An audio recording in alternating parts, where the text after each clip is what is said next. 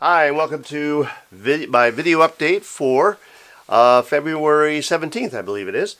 And I've left this set the way it is and moved my camera so it's back a little bit and it's zoomed kind of back out so that you can see the whole set here. Here, light here, second camera here for a purpose, and my iPad mini that I'm using to actually control the camera. So I'm doing this on purpose because I want to talk a little bit about scripting these videos, and scripting all the videos that I do. I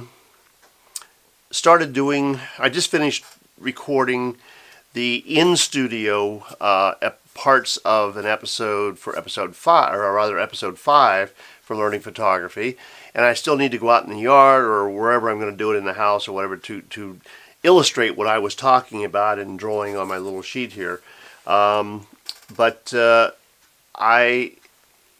started this day before yesterday, I believe, with episode 4. And I had a script, as I told you when we were on our trip. Some of my time I spent writing up the script for the first few episodes, 4, 5, and 6 in particular, of learning photography and what I wanted to cover before I got to the point where I actually start doing things in the yard as I would do with a student. And I usually walk around the yard. We have a nice yard with lots of flowers, so in the springtime it's great, in the summertime it's not bad. And there are lots of things to take pictures of, and there's a little bit of wind sometimes, and so it's perfect for using as a classroom, if you will. So I am doing the main bulk of these episodes, 4, 5, and 6, here in the studio, and I'm using a second camera. You can't see it real well because it kind of blends in with the black background. So it's my EM5 Mark II on a Mi Photo Day Trip tripod, and it's just off camera, and I've got it running, and it's filming what I'm writing on this piece of paper. Because what I typically do when I have a student client who has hired me to help them learn more about their camera or to teach them from scratch, I find out where they are and what they know, what they don't know, and make sure that we have a foundation. And so that's what I'm doing in episode 4, 5, and 6, just exactly what I do one-on-one with the student. And I as I'm talking, I draw little pictures, the f-stops and shutter speeds and the ISO and so on. So we're talking about the exposure triangle. So I draw pictures and illustrate what I'm talking about through that, and then I give them the sheet and they can take it home for whatever value it has after that. And so I'm doing the same thing, and I'm capturing that with my EM5, where the EM1 is capturing me, and then I'm piecing it together in Final Cut Pro 10. So the other night I started this, and I went to my script, and typically what I'll do is I have an old iPad 2, I think it was. Maybe it was a 3. And I don't use it that much anymore, so what I do is I use it down here as kind of a prompter. So I put it on a tall stool right out here off camera, but I can see it. And you'll notice sometimes I'll look over this way or that way, wherever I happen to have it. And it's got bullet points for me to make sure that I hit in a particular presentation. The problem with that is you are looking at it. And the other thing is I did episode 4, and part of the good news is, good news and bad news, I forgot again to plug in the microphone for the video micro that I have up here. And so I'd gone through the whole episode, and I was really not happy with how I had performed, if you will. And I was kind of in some ways happy that the microphone wasn't plugged in because it made me do it again. And so what I decided to do is be real and not look at my bullet points, because I do this all the time. If I have a student, I pretty much go over the same kind of thing with every student. When you're talking about the exposure triangle, it doesn't change. And so I just pretended you were my student and I was talking to you, which is the way it should be. And I feel it came off a lot better than the night before, which you'll never see, because it was more natural. And I was just talking to you. It wasn't that I was following bullet points, making sure that I hit each item. because as I did it, that is, as I drew my pictures and had this camera taking pictures of it, I would realize I'd forgotten to say something, or had said something wrong, and I can kind of fix that in the final product. But so what I learned from this was that in last year, when I started out with this, I went to great pains to well, not great pains, it wasn't that hard.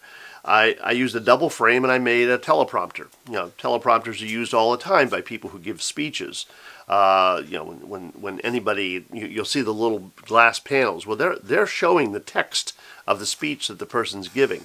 And so I created a homemade teleprompter, and it worked great. You know, it was on a double frame for a picture, and I had it on a stool in front of the camera. The camera was actually shooting through it, so it could see me, but I could see the text rolling up on the glass of the teleprompter. And that's fine if you're giving a speech or you're talking about something where you really want to be controlled in what you're saying. And it does keep you on task, and I'm not really good sometimes with staying on topic. Just ask some of my family members. But the problem with that, it can be a little stilted until you get used to using that. And I didn't have a lot of practice with it, nor did I end up doing a lot with it. So I put that away, and I went to these bulleted points on my iPad, which were just off camera, so I could see those. And so that is the way I've been doing the video updates, the way I've been doing the photography and technology tools episodes. And when I started doing these, it just didn't feel right. And so I hope that you have taken a look at episode 4 of Learning Photography and give me some feedback. Does it seem natural? Am I talking to you?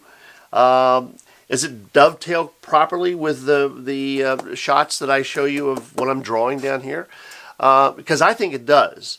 And I think it's a lot better than my having bullet points. And so I'm going to try, particularly in learning photography, because it is something that I do organically with each new student, to not have a script.